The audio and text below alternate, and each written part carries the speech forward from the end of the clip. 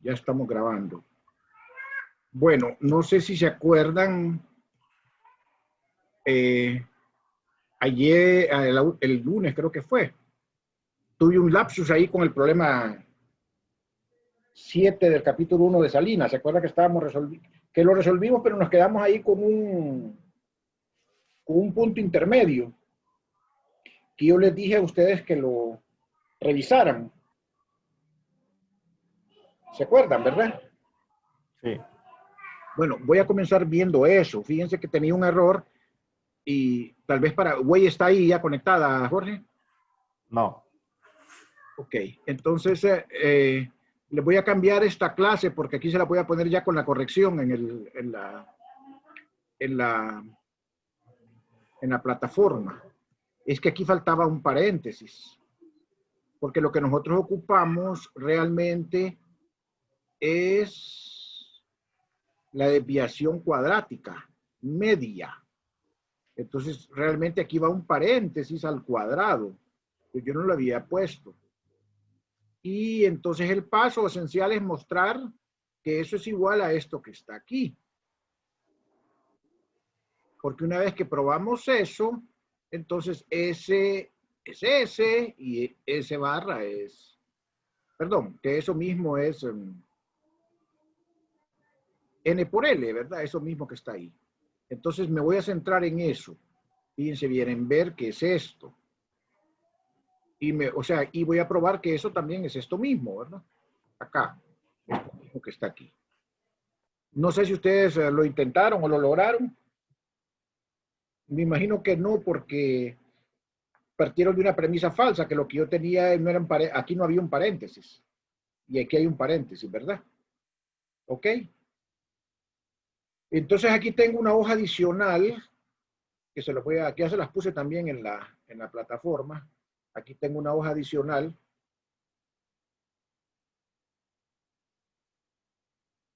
Apoyo al problema 7, dice. Entonces nosotros queremos probar que esto, ¿verdad? Que la desviación cuadrática media es esto. Es esto que está acá.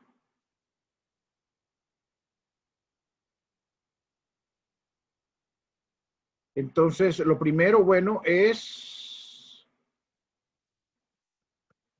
escribir esta delta x al cuadrado. Esta delta x al cuadrado es esto. Esto ya lo habíamos hecho, pero lo voy a repetir aquí, lo habíamos hecho en otra clase.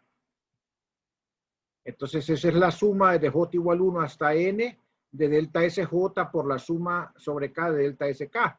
Le pongo índice diferente, pero como es una suma, como que si fuera una integral definida, no importa el índice. El índice es mudo. Entonces, esto realmente es delta x al cuadrado. Cuando hago la suma, voy a encontrar términos iguales y términos distintos.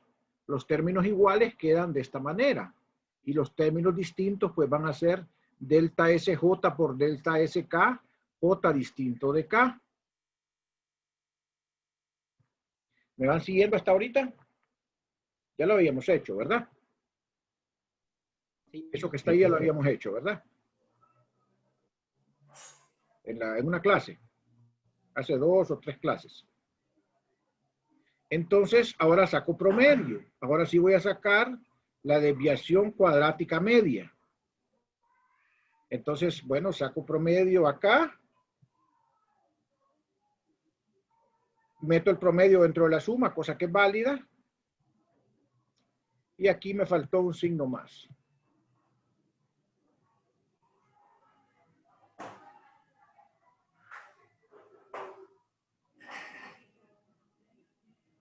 Y otra vez meto promedio dentro de la suma. Y el promedio del producto es el producto de los promedios.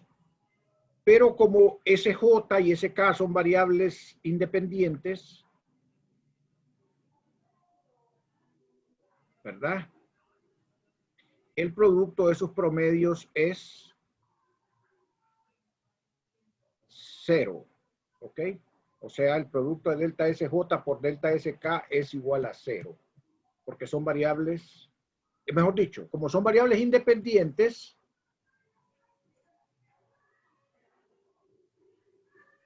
yo puedo separar el promedio del producto como el producto de los promedios. Y cada uno de los promedios por separado es 0. Eso ya lo habíamos visto en una clase antes. Lo habíamos visto en una clase antes. Lo habíamos calculado para ese distinto de J. Entonces resulta que la desviación cuadrática media es simplemente la suma de J igual a 1 de delta SJ cuadrado. Ya solo el primer término con los iguales queda. Y entonces lo que hacemos aquí es sacar las barras abajo, afuera. Sacamos las barras afuera, aquí. Y lo que nos queda entonces es que esto es n delta S cuadrado. Esto es n delta S cuadrado. ¿Ok? ¿Por qué?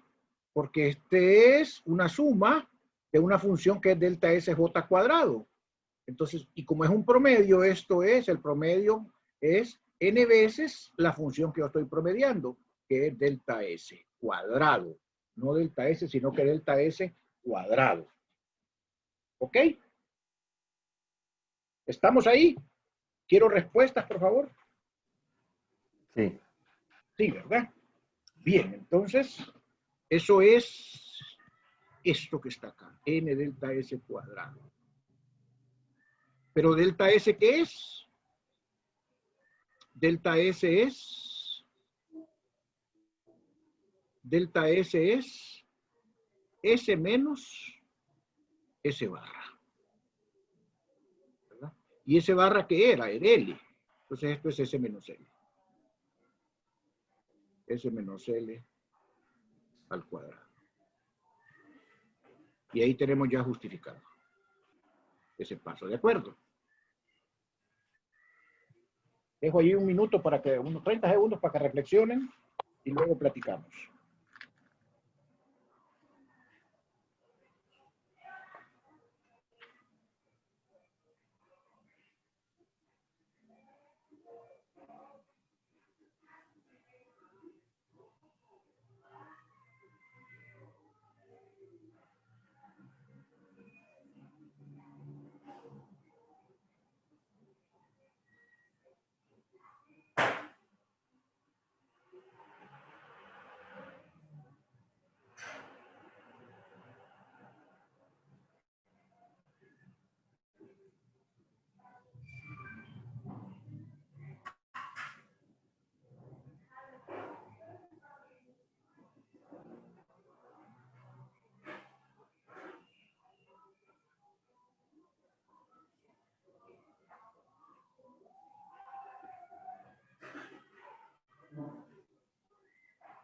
¿Estamos con ese problema entonces? Sí. Ok. ¿Tuvieron reunión de problemas ayer, Jorge? Sí. Hicimos Bueno, el 4 y 5 del RAID. perfecto. Me va a mandar eso Sí, después nosotros. Sí, ¿verdad? sí, lo voy a mandar todos juntos. Todos juntos, sí, porque vamos a hacer un solo documento. Está bien. Bueno, mañana yo no voy a dar clases. No sé si ustedes quieren usar el tiempo, como si usted quiere usar el tiempo, Jorge. Si no, les damos Sí. descanso. No sé, yo podría, en vez de lo de hacerlo el viernes, lo podría dar mañana ejercicios. O no sé si prefieren el viernes. Usted dice pasarlo del viernes para mañana. Sí. Yo preferiría pasarlo para mañana porque el viernes tengo un examen. Bueno, es una oportunidad. Sí, entonces mañana a las 2:10 hacemos problemas y ya queda libre el viernes. Bueno, quedamos en eso. Ok.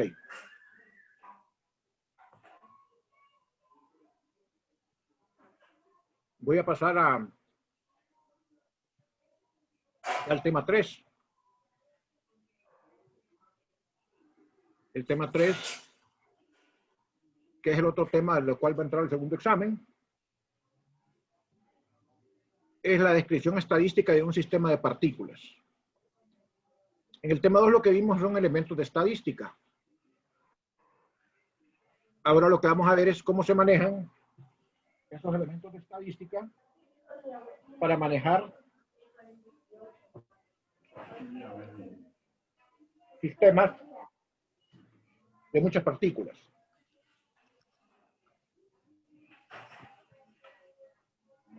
Entonces,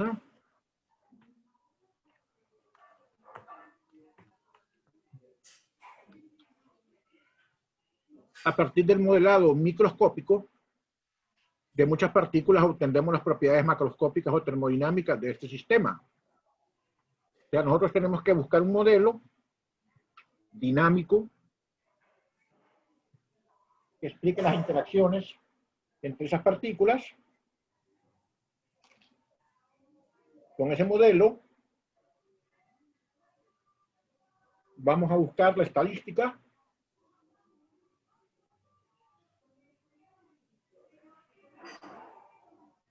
y luego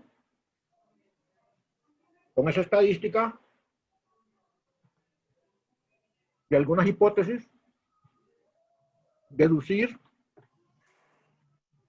las propiedades macroscópicas y ver si se ajustan a las que la termodinámica predice. Ahorita lo que vamos a dar es una descripción general de los sistemas clásicos. Y por lo tanto implicaremos la mecánica clásica. Si los sistemas fueran cuánticos, tendríamos que emplear la mecánica cuántica.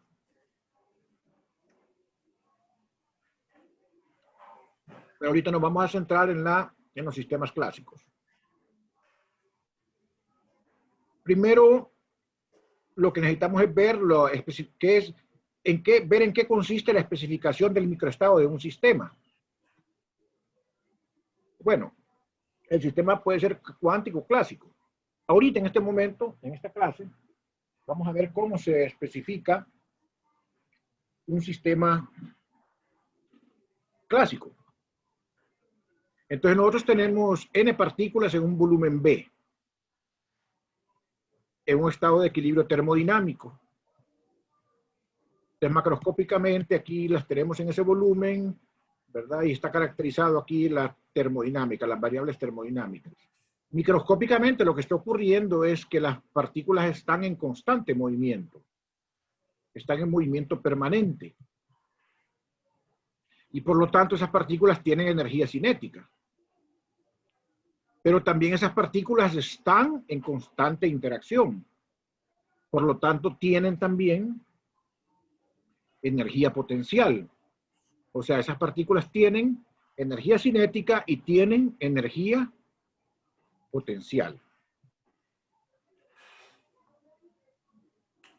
Ok. A cada partícula de las n que tenemos, le podemos asociar un vector de posición. R a un tiempo t. Entonces tendríamos una colección de n vectores de posición, R1 hasta Rn, los cuales van a ser funciones del tiempo. Si ustedes trasladan esos vectores a escalares, dando las tres componentes de posición, tendrían 3n coordenadas.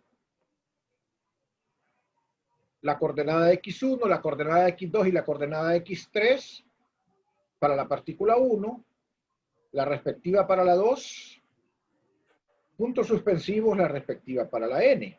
Ahí serían 3n coordenadas. 3 por cada partícula. Pero al mismo tiempo, bueno, ya vamos a ver. ¿Cómo se relaciona la dinámica? Pues vamos a ver que hay varios enfoques. Pues el enfoque más primario que nosotros vemos es el enfoque de Newton, ¿verdad?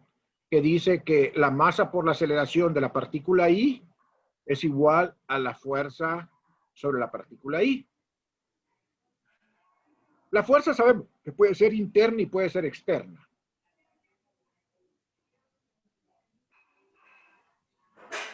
Si la fuerza es interna,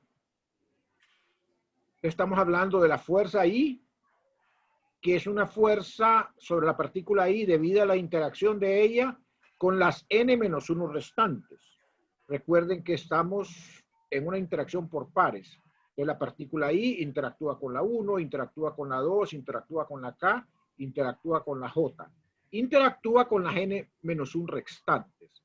O sea que esta es una suma de n-1 términos que representan las interacciones de la I con las n-1 partículas restantes. Esta ecuación, como tengo n partículas, equivale a n ecuaciones escalares. A n ecuaciones, perdón, una para cada n ecuaciones vectoriales, una para cada partícula. Pero también equivale a 3n ecuaciones diferenciales escalares acopladas de segundo orden. ¿Verdad? O sea que son 3n ecuaciones diferenciales escalares acopladas de segundo orden, que serían las ecuaciones mix dos puntos igual a fix, miy dos puntos igual a fiy, mzi dos puntos igual a fiz, y desde 1 hasta n. Que son 3n ecuaciones diferenciales escalares acopladas, porque de alguna manera la interacción, lo que da las fuerzas, relaciona las coordenadas. Y entonces hay un acoplamiento en las coordenadas. Y entonces en las ecuaciones diferenciales también. Para resolver ese sistema de ecuaciones, como son ecuaciones de segundo orden, ocupo condiciones iniciales. Cada ecuación de estas 3n ecuaciones escalares implicaría tener dos condiciones iniciales, que serían la posición y la velocidad al tiempo cero. Si consideramos entonces las 3n ecuaciones, deberían de ser 6n condiciones iniciales para la posición y la velocidad. Si lo ocupo la posición y la velocidad para las n partículas, escalarmente serían 3n posiciones al tiempo cero y 3n velocidades al tiempo cero. Desde el punto de vista microscópico, la determinación del estado de un sistema implica que yo tengo que tener la capacidad para dar la posición y la velocidad de cada partícula al tiempo t. O sea, tengo que poder dar n vectores de posición y n vectores de velocidad al tiempo t. ¿Se imaginan ustedes la cantidad de vectores de posición y de vectores de velocidad que implicaría describir un microestado? O sea, que en absoluto el microestado nos es a nosotros accesible conocerlo en detalle. Por esa razón es que necesitamos buscar modelos estadísticos que nos permitan manejar esa información de manera colectiva para estudiarla y poderla comparar con la termodinámica, ¿verdad? Porque ni con la computadora más sofisticada de las que se han hecho y de las que se harán, se va a poder hacer semejante cosa.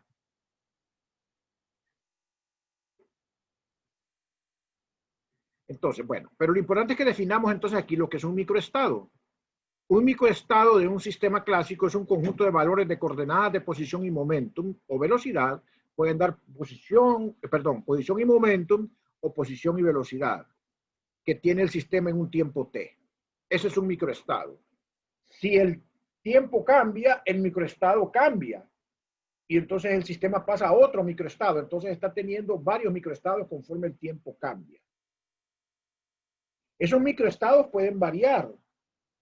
Y puede ser que mantengan constante la energía, constante el momentum total, la energía total. Pueden haber situaciones de ese tipo que vamos a ir viendo después. Pero un microestado es una colección de todos los valores de la posición y de la velocidad o del momentum en un tiempo t. Ese es un microestado. O sea, un microestado es una colección de los valores de estos que están acá. Miren que un microestado tiene 3C tiene entonces n vectores de posición y n vectores de velocidad.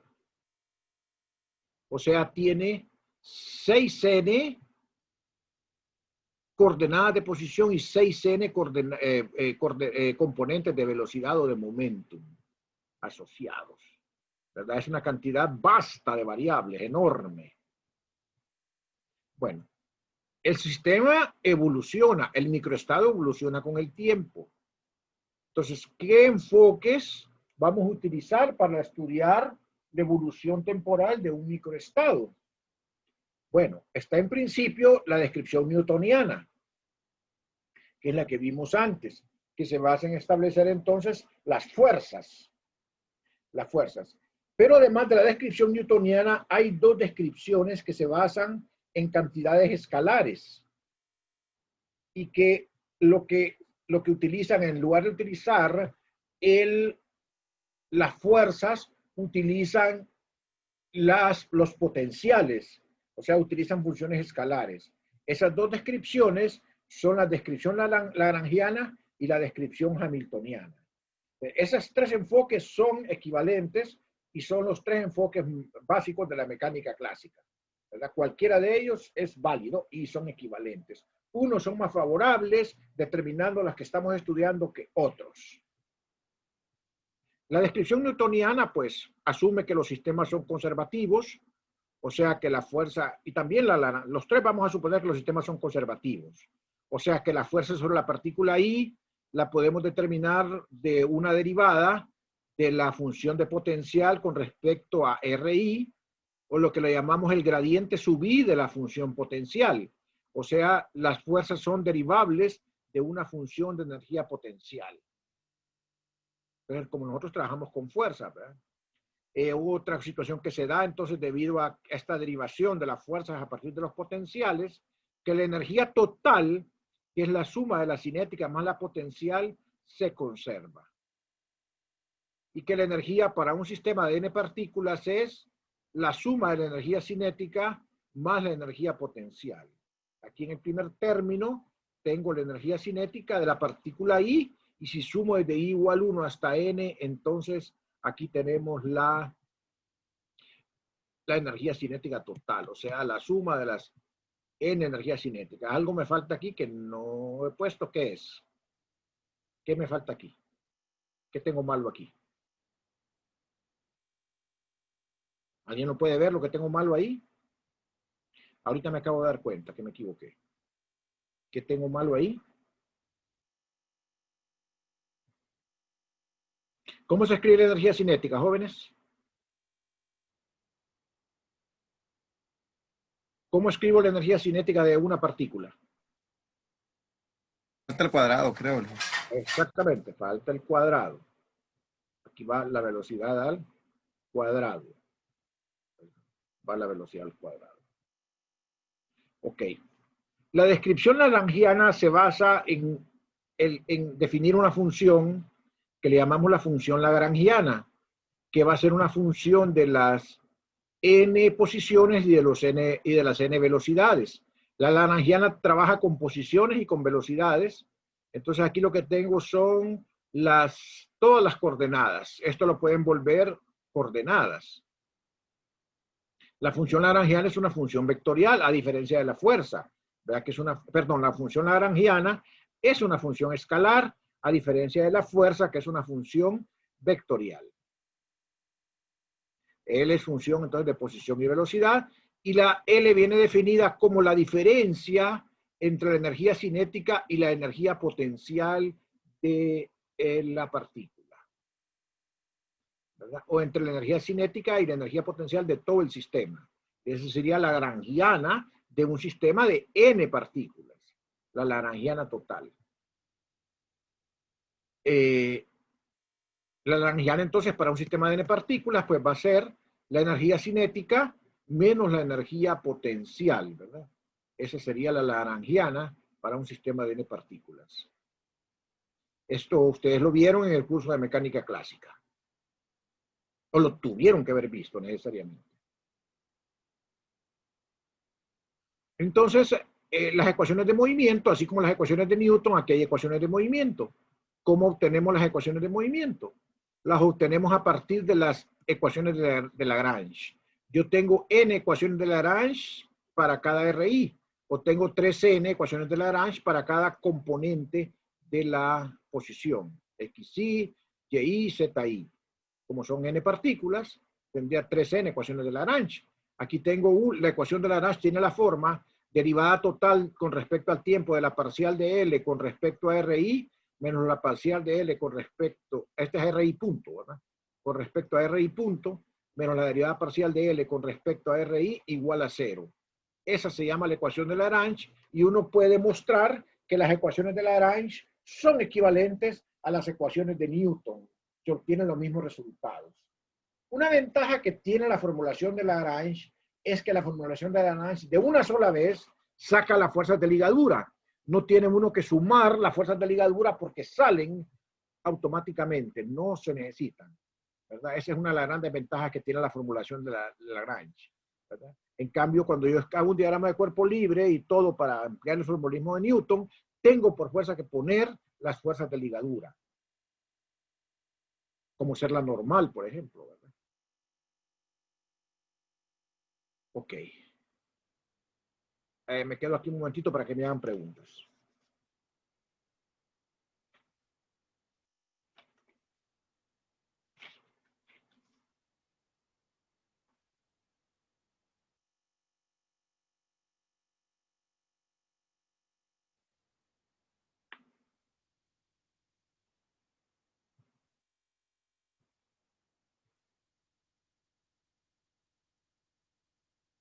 Bien, entonces pasamos ahora a la descripción hamiltoniana.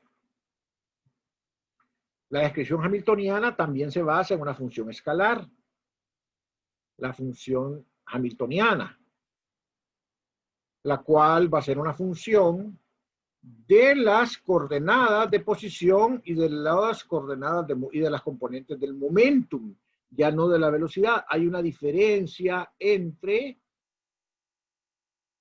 la lagrangiana y la hamiltoniana, y es que una se da en términos de momentum, que es la hamiltoniana, a diferencia de la lagrangiana que se da en términos de posición.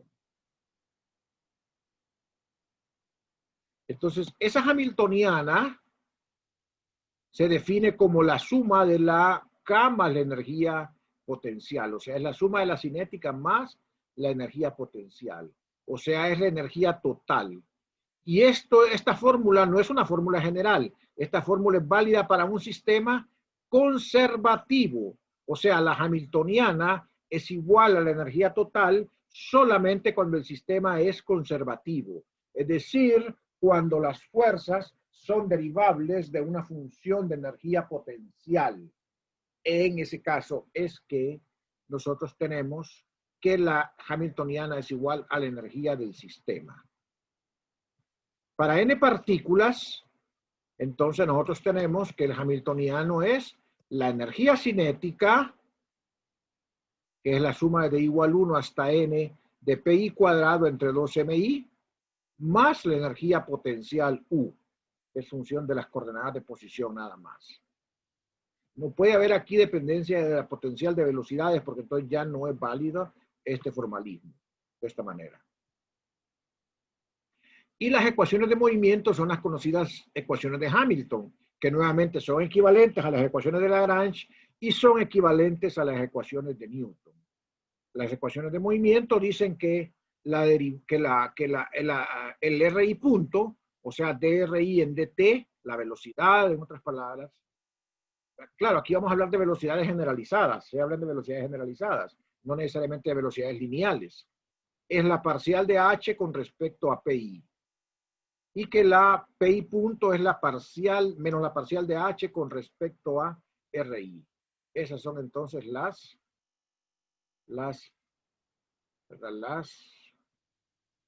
ecuaciones de Hamilton. ¿Ok? Esas que están ahí. Realmente pasar de la formulación de Lagrange a la formulación de Hamilton equivale a hacer una transformación parcial de Legendre. O sea, hay un cambio en la representación. La lagrangiana se representa en términos de variables independientes que son la posición y las velocidades. Y la hamiltoniana se hace como una transformación de variables, o sea, de las variables de velocidad a las variables de momento. Entonces, realmente es una transformación de Legendre la que se hace, ¿verdad? O sea, donde hay una descripción en términos de las QK, de las QI, perdón, y de las QI punto, a las QI y a las PI. Y esa transformación tiene la característica de la transformación de Legendre. H es la suma de I igual 1 hasta N de PI punto RI, perdón, punto, o sea, producto punto RI punto, menos L, que es función de R1 hasta Rn, de RI punto hasta Rn punto. Miren que es cabal, la característica tiene una transformación de Legendre que vimos en el formalismo de la termodinámica. De hecho, aquí la mecánica analítica, que es la mecánica hamiltoniana y la mecánica lagrangiana, es otra aplicación más de las transformaciones de Legendre. ¿Okay? Entonces, así podemos ver nosotros, visualizar la relación entre la formulación de Hamilton y la formulación de Lagrange. A PI y RI se les llama variables conjugadas, ¿verdad? Variables conjugadas. Ok, aquí paro esta presentación. ¿Tienen alguna observación, alguna pregunta, algún comentario? Tengo una duda un poquito más arriba, si le puede dar. Vamos a ver. Dígame a dónde. Ahí. Ajá, sí. ¿Ese es RI punto o era RI sin punto? El de la izquierda. Esta es RI punto, la que está aquí. La derivada parcial del hamiltoniano. Sí. ¿Mm? ¿Con respecto a qué? Ese que tiene abajo es con respecto a qué? Con respecto a RI. A RI. Sí. Está bien. Sí. Y las que están acá son punto, ¿verdad? Las de este lado. Sí. Y a la derecha es con respecto a RI. Con respecto a RI. Acuérdense que H es función de PI y de RI. ¿Verdad? O sea, el de la izquierda es con respecto a derivada parcial de H con respecto a PI. Exactamente. Es que son conjugadas. Entonces, si aquí tiene RI punto, aquí pone PI. Sí. Si aquí tiene PI punto, aquí pone RI. Bueno, está bien. ¿Ok? ¿Otra pregunta?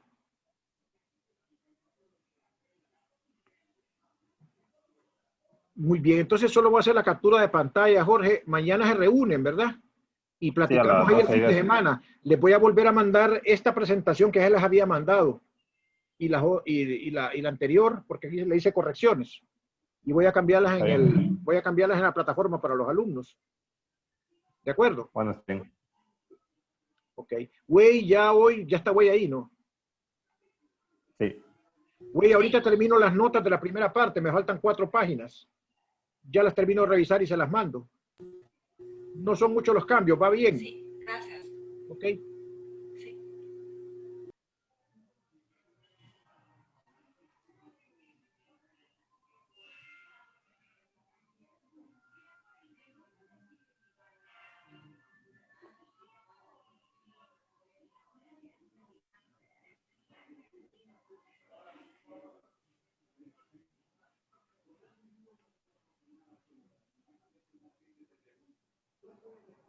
Bien, ya pueden retirarse. Buenas tardes y buen provecho. Buenas tardes, igual, buen provecho. Gracias, buenas tardes. Bueno. Buenas tardes.